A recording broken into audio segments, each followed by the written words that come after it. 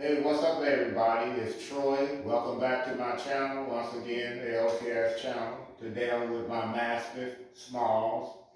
My last video, we talked about his mature rate.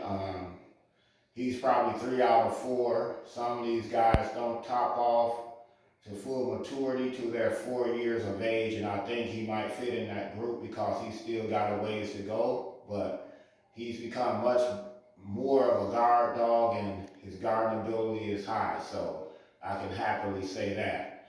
Today we was going to talk about training.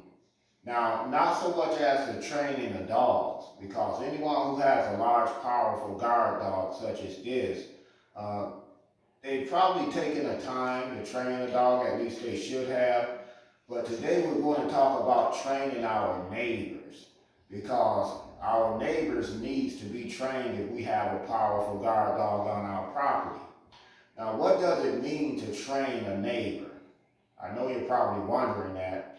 Well, sometimes people actually needs to be trained more so than a dog.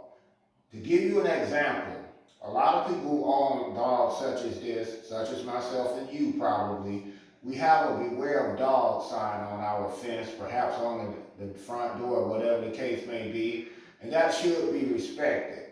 But not everyone has the common sense, if you will, to respect that. So we have to let people know that, hey, that sign is here, and that is to be respected. So that can be likened to training a person to obey or respect that sign. And so that's necessary to do with some neighbors.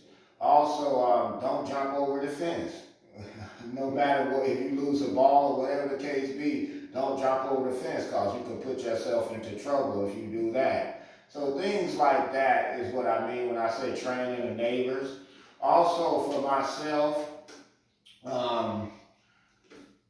if I'm going to have company come over, or if someone wants to come over, I've told my friends, or so to speak, train them to call me. Don't just come on my property because there's a chance that the dogs may be out. And if you just walk into the fence, even though there's a beware of dog sign or whatever the case is there, it could be bad. So we have to train our neighbors to respect the property if we have a dog like this on our property, because the guarding ability or instinct is inside of them. They've been bred to guard for many centuries, dogs have, and so that's just what they do. And when they're doing it, they're not doing anything bad because that's what they was bred to do. So people have to be careful. Now, to give you one brief story, I was out in the front yard with my Pressa Canary, and this was some time ago.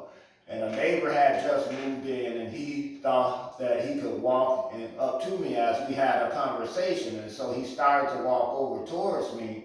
And when he did, she became very defensive and jumped up, and he got the point, and he got back. And I told him it's okay if we talk from a distance, but she's a guard dog, so she's probably not going to allow anyone to walk up towards myself or her or the property. And that's just what she did. So we have to be mindful to let people know. Let people know too that, hey, you can't come into the yard. Not only that, but let's say for an example that you're out, you're barbecuing, perhaps cutting the grass, or whatever the case may be, and your neighbor think that, well, I'm going to walk up to this person and hug him. I haven't seen him in a long time.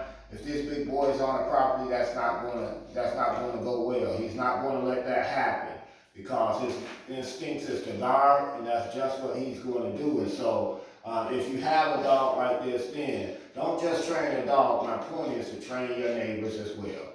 Thank you so much for watching. Please like and subscribe.